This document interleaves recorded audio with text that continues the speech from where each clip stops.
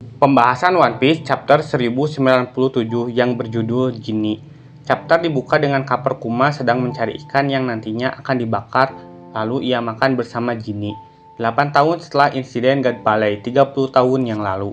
Short Blue, Kerajaan Sorbet. Kuma kini berusia 17 tahun dan telah menjadi seorang pendeta. Dia menyembuhkan para lansia miskin di negara tersebut dengan menghilangkan rasa sakit dari tubuh mereka menggunakan kekuatan buah iblis miliknya. Orang-orang memberi Kuma julukan Tangan Ajaib. Salah satu kakek mengatakan seandainya Kuma bisa melakukan penyembuhan setiap hari. Kita juga melihat Genie kini berusia 21 tahun, menjadi remaja putri yang baik. Dia sangat cantik dan seksi. Dia menegur orang tua yang ingin disembuhkan penyakitnya setiap hari. Genie mengatakan mereka hanya bisa disembuhkan oleh Kuma hanya setiap hari Minggu. Genie dikenal sangat galak dan pelit.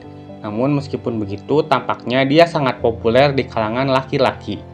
Genie pun mengatai orang-orang tua tersebut tidak tahu malu, karena tidak memberi uang sepeser pun kepada Kuma. Sebenarnya para lansia ingin berdonasi dan membantu Kuma, namun mereka saat ini bahkan kesulitan untuk membayar upeti kepada Tenryubito. Karena raja baru mereka, Bekori, para lansia mengatakan bahwa raja baru kerajaan Sorbet, Raja Bekori adalah raja yang tidak berperasaan. Ia monster berhati dingin. Bekori bersikeras ingin membayar upeti tanpa mempedulikan rakyatnya bisa membayar upeti tersebut atau tidak. Jika rakyat tidak bisa membayar, mereka akan memenjarakan mereka. Bekori dengan senang hati melakukannya demi Tenryubito. Kuma mengatakan kepada orang-orang bahwa dia bisa menyembuhkan mereka setiap minggu selama itu hanya penyakit ringan ataupun sakit ringan. Setelah para lansia pergi, semua akumulasi rasa sakit yang dihilangkan oleh Kuma ternyata dipadatkan menjadi gelembung kaki dan dia melakukan apa yang Zoro lakukan. Kuma menanggung semua rasa sakitnya sendiri. Genie menangis dan mengatakan bahwa Kuma melakukan ini setiap minggu dan orang-orang tidak tahu. Kuma mengatakan mau bagaimana lagi karena seseorang harus menanggung semua rasa sakit dan penderitaan yang telah dihilangkan. Jika tidak, rasa sakit tersebut tidak akan hilang. Jika dia membiarkan begitu banyak rasa sakit dan penderitaan, maka semua itu akan kembali kepada orang yang telah dihilangkan rasa sakitnya oleh Kuma. Tapi meskipun begitu, Kuma senang karena semua orang yang dia bantu bahagia. Ia pun meminta maaf kepada Genie dan akan menjadi lebih kuat agar Genie tidak khawatir. 25 tahun yang lalu, Kuma kini berusia 22 tahun. Genie meminta Kuma untuk menikahinya, tapi Kuma menolak. Genie sangat marah dan masih menekannya. Kuma ingin mereka bahagia, tapi dia mengingat masa lalu orang tuanya yang tragis dan tidak ingin hal serupa terjadi pada Genie. Kuma lalu mengubah topik pembicaraan dan memberitahu Genie tentang berita tentang dragon dan tentara pembebasan. Dia mengatakan bahwa dragon itu keren karena dia seperti seorang pahlawan. Kuma bilang dia ingin pergi ke laut suatu hari nanti dan menyelamatkan banyak orang. Begitulah cara dia ingin menjalani hidupnya. Dua anak dari chapter 1096 terakhir yang menindas Kuma membawa ikan ke rumah mereka. Rupanya keduanya menyukai Genie.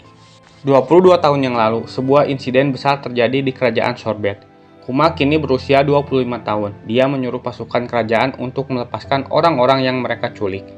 Para penculik memberitahu Kuma bahwa hukum telah berubah, bahwa orang selatan bisa dimanfaatkan sesuka mereka. Kuma marah karena dia tidak tahu bahwa mereka akan menjadikan mereka budak dan menyerang mereka dengan jurus buah iblis miliknya. Raja menjelaskan bahwa kerajaan Sorbet akan dibagi menjadi dua bagian. Perbatasan kerajaan Sorbet akan berhenti di daerah utara, sedangkan bagian selatan akan menjadi wilayah tanpa hukum di mana daerah selatan tempat tinggal orang-orang tua yang tidak mampu membayar upeti. Gereja Kuma pun juga berada di bagian selatan, sehingga raja tidak perlu membayar upeti warga di bagian selatan kepada Tenryubito. Setelah terjadi penyerangan oleh Kuma kepada prajurit kerajaan, Kuma, Genie, dan 3 orang lainnya sekarang berada di penjara. Kuma merasa sekarang di kerajaan Sorbet akan menjadi tempat berkumpulnya kepanatikan dan kebencian.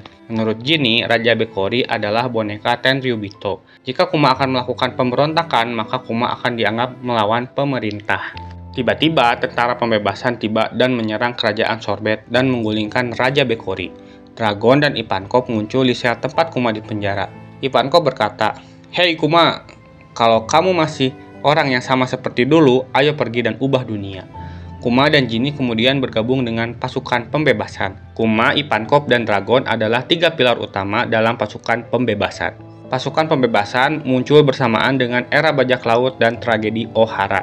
membuat tentara pembebasan bersiap mengangkat senjata dan melawan kebusukan pemerintah dunia. Setelah bergabungnya Kuma, tentara pembebasan merubah nama menjadi pasukan revolusi yang dipimpin oleh Dragon.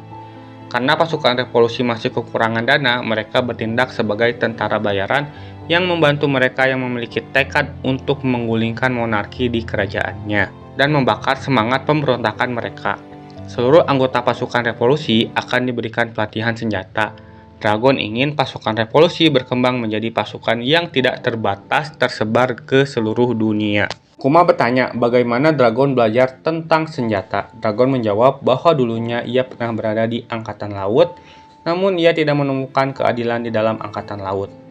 Mendengar penjelasan dari Dragon, Kuma akan mengikuti Dragon bersama pasukan revolusi.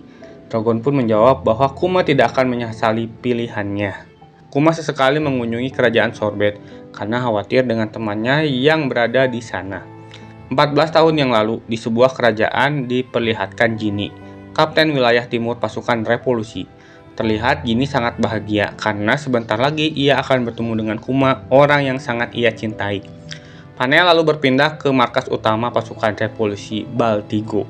Dragon mendapatkan kabar bahwa Genie tertangkap oleh musuh dikarenakan musuh menyerang secara tiba-tiba.